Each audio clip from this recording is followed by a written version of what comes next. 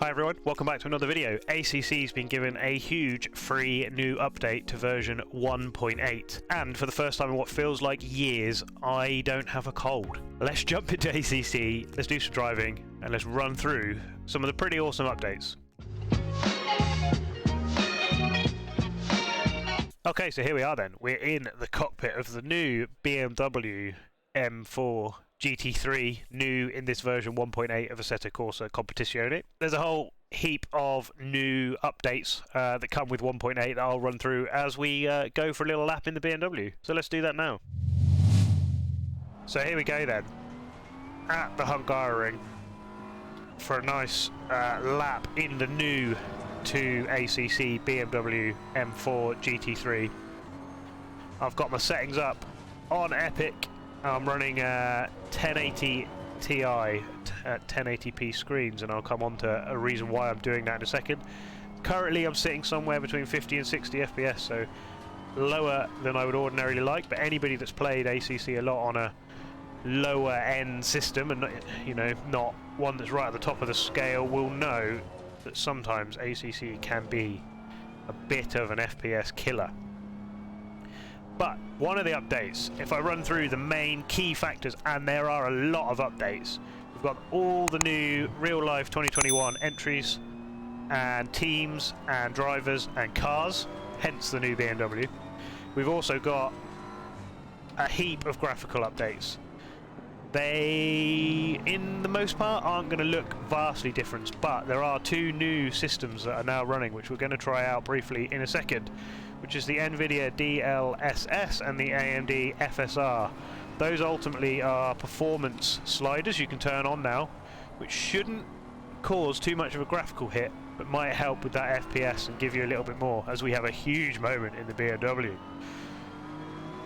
On top of that, there's a massive physics update that comes with a new tyre model as well, and the force feedback has been upgraded now to 400 Hz, up from 300 and something it was before.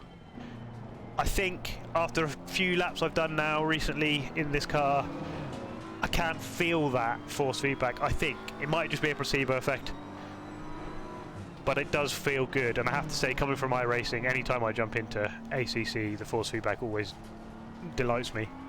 On top of that, the audio has always been brilliant in this game.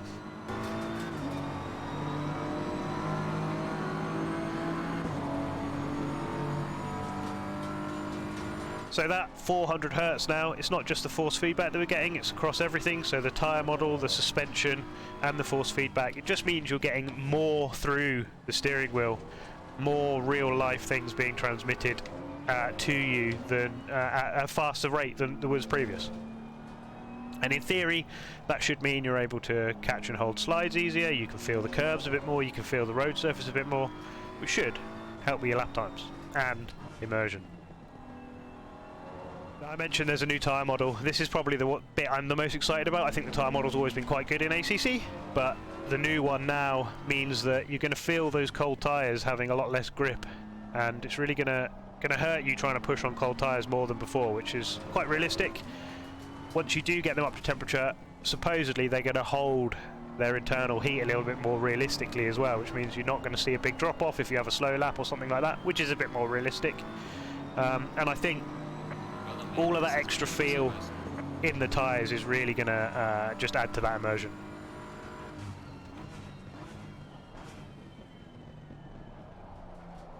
Apparently with this model, that grip limit is going to be easier to feel, and that's certainly something I've found, just kind of catching slides now. I can feel when I'm just working the tyre a little bit too hard. Not that I've done hundreds of laps, I've only done a few, but I think I can feel that limit a little bit more now.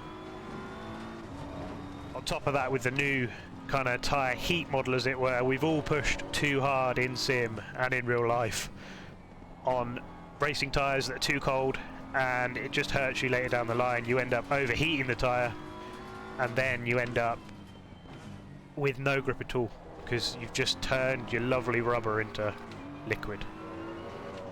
But what about the car then? The BMW M4 as a road car, I'm going to be honest, it doesn't do it for me. As a GT3 racing car, I think it looks pretty fantastic.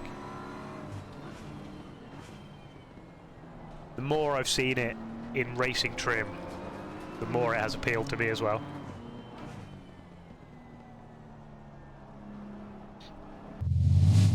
So just as a very quick comparison now, I've now turned on the AMD FSR because my NVIDIA graphics card is too old to run the DLSS.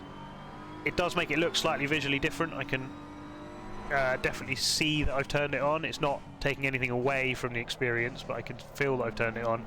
And I would say I've probably gained 10, on average, around this lap here at Hungaroring, 10, 15 FPS. So definitely interesting, because that's one thing that's held me back a little bit with ACC in the past, is that I've felt to run it how I'd like it to look, I just don't have the system performance. And this might enable me to, you know, get the visuals I'd like without suffering huge frame losses. So, bit of a win, I think, there, and a massive update all round for free here, 1.8.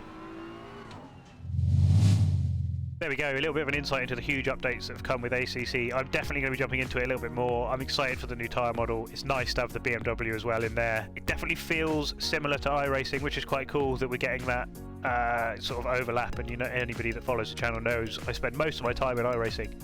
But with the way ACC is going and the fact I can run it a lot smoother now on my system, I can definitely see myself spending more time in that. Hopefully you enjoyed that. If you did, please consider hitting that like button and subscribing to the channel if you're not already. It makes a big difference to me. Other than that, I shall say thanks very much for watching.